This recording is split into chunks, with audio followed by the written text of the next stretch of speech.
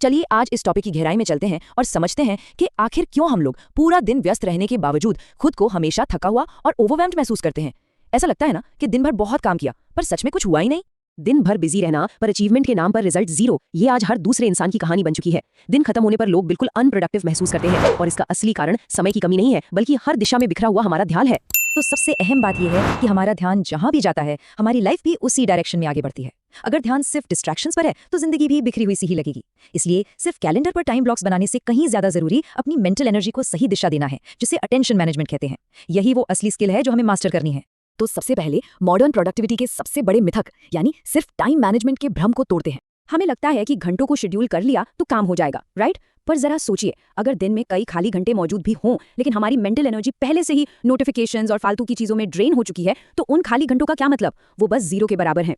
अगर हम ध्यान से देखें तो दिन भर का लगभग 90% हिस्सा सिर्फ एक नॉइज यानी शोर है, जैसे बिना सोचे समझे फोन स्क्रॉल करना या हर नोटिफिकेशन पर रिएक्ट करना। अगर कोई भी काम शुरू करने से पहले खुद से सिर्फ ये पूछा जाए कि क्या ये सच में जरूरी है या मैं बस बिजी दिखने की कोशिश कर रहा हूं, तो ट्रस्ट मी, ये डेली शोर तुरंत आधा हो सकता है।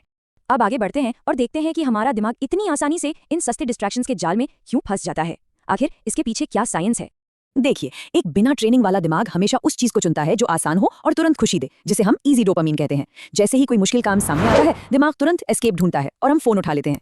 ये इंस्टेंट ग्रेटिफिकेशन लोगों को सिर्फ एवरेज बनाकर रख देता है, जबकि असली ग्रोथ हमेशा उस अनकंफर्टेबल स्थिति का सामना करने से ही मिलती है। और यहाँ एक और बहुत बड़ा झूठ है, मल्टीटास्किंग। एक साथ कई काम करने से प्रोडक्टिविटी नहीं बढ़ती बल्कि सिर्फ एनर्जी बिखरती है और फोकस टूटता है। इसके बिल्कुल ऑपोजिट है डीप वर्क, यानी एक समय पर अपनी पूरी मेंटल एनर्जी सिर्फ एक ही काम पर लगाना। आज के समय में यही वो रेयर स्किल है जो असल में वैल्यू क्रिएट करती है। तो इस फोकस को बनाए कैसे रखें? चलिए समझते हैं कि हमारे आसपास का फिजिकल और डिजिटल एनवायरनमेंट हमारी कंसंट्रेशन को कैसे कंट्रोल करता है। लोग अक्सर कहते हैं ना कि यार मेरी तो विल पावर ही बहुत कमजोर है, लेकिन हकीकत थोड़ी अलग है। फोकस कोई पैदाइशी सुपर पावर नहीं है, ये तो बस एक रिजल्ट है। कैसा रिजल्ट? अपने आसपास मौजूद डिस्ट्रैक्शंस और शोर को कम कर देने का रिजल्ट। अगर कोई ऐसे माहौल में बैठा है जहां हर 2 मिनट में फोन पिंग कर रहा है, तो वहां विल पावर के भरोसे बैठना लिटरली एक हारी हुई लड़ाई लड़ने जैसा है। सच्चे बदलाव के लिए एक ऐसा सिस्टम बनाना पड़ता है जहां डिस्ट्रैक्शंस बाय डिफॉल्ट म्यूट रहें, जैसे बेवजह की एप्स को फोन से हटा देना या फोन को साइलेंट कर देना।